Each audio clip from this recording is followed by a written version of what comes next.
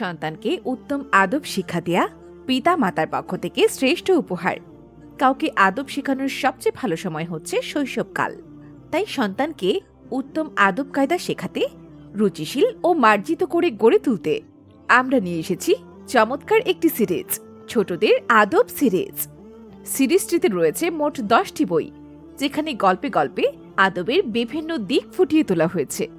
বইগুলো হলো কথা বলার আদব, সাক্ষাৎ করার আদব, পড়াশোনা করার আদব, খেলাধুলা করার আদব, খাওয়া দাওয়ার আদব, ঘুমানোর আদব, রাস্তায় চলাচলের আদব, পোশাক পরার আদব, পবিত্রতা অর্জন করার আদব ও ইবাদত করার আদব।